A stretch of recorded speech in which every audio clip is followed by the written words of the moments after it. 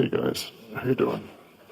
It's been kind of a tough year, and haven't been doing much of anything. Definitely no music. So I thought maybe I should try and be productive, because sometimes being productive helps.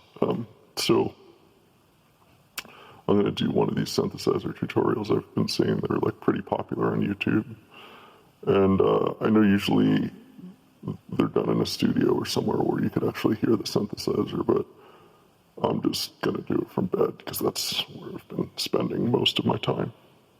This is an analog synthesizer, and analog synthesizers are not as stable as digital synthesizers. But I mean, stability is overrated in my opinion.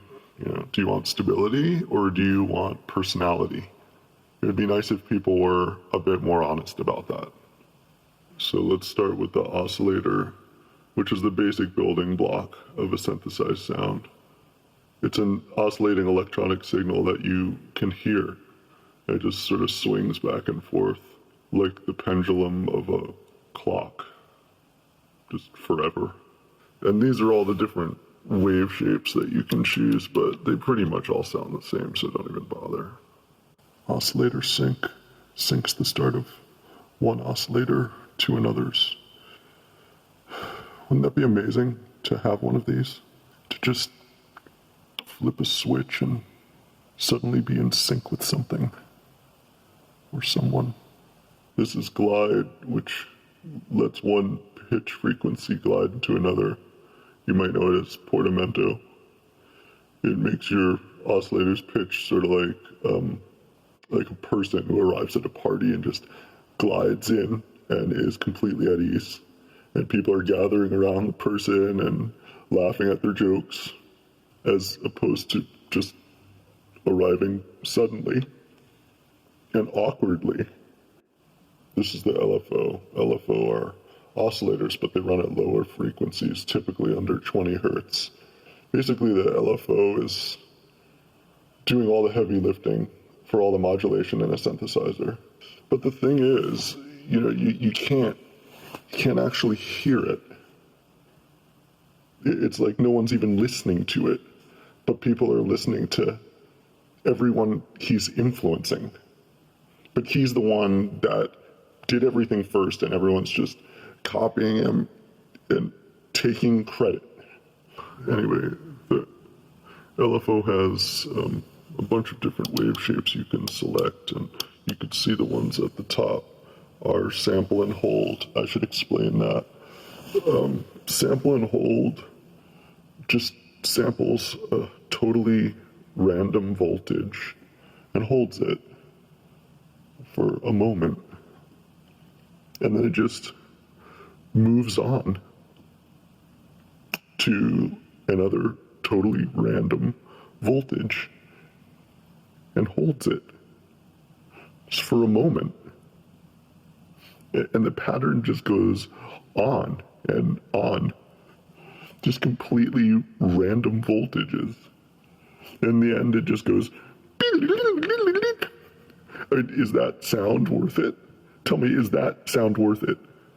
This is the mixer section where you can mix all your sources together, and there's a ring modulator in here.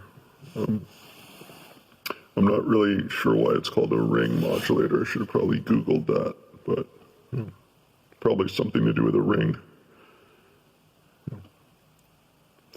3 months salary I spent on that ring, just like they say you're supposed to. Still managed to keep it when she left. Probably fucking wearing it now. But anyway, the ring modulator makes everything sound metallic or like a bell.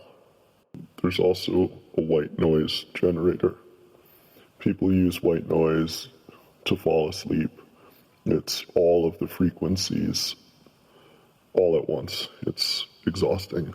And a lot of people say it also sounds like wind or like waves in the ocean. Just like waves crashing around your ankles as you walk hand in hand on the beach.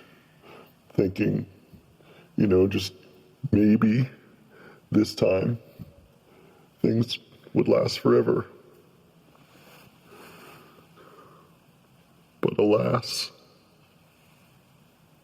this is the filter section, and this is the low pass filter. So it's almost like anything you put through it, it's like putting a mask on it. That's a weird thing to say. I don't know why I said that, but it only allows lows through. It cuts out all the highs.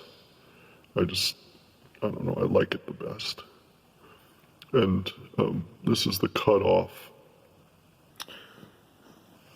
I know what that feels like. And this is the multi-mode filter. And like, if I'm honest, I don't get these. Like, you think this is actually better than like a basic low-pass filter, like a Moog ladder filter? Something that's been filtering stuff forever, like since he was 16 years old. I've been doing this shit since I was 16. And now all these young kids come in. This is the envelope generator. It lets you generate envelopes. I'll tell you what kind of envelope generator I could use right now. A pen pal, because I'm lonely. Maybe a pen pal who could generate a letter along with generating an envelope, put a stamp on it, and send it the hell over, because I could really use some human contact right now. Nearly all relationships, nearly all envelopes are comprised of 4 distinct phases that describe how things change over time. There's the initial attack, decay, sustain, which can drag on for ages, and then inevitably we made it. Thanks for bearing with me. This is the final stage where you shoot your synthesizer sound that you've made out to the world for people to, enjoy. So thanks for watching, and I'll see you next time. Like and subscribe and all that. I probably should have ended it there, but I feel like I need to say something about this overdrive knob. It's the last knob before the output level. Synthesizer manufacturer felt pressured to put it there. And basically we've spent all this time crafting an exquisite, sensitive, delicate sound for her and tweaking hundreds of thousands, right, maybe millions of deeply caring parameters, only to have it at the end go through a stage called overdrive, which basically makes it sound like a guitar. Because, they always fall for the guitarists, right? They never care about the guy in the back struggling with the cables and the knobs and switches, right? Making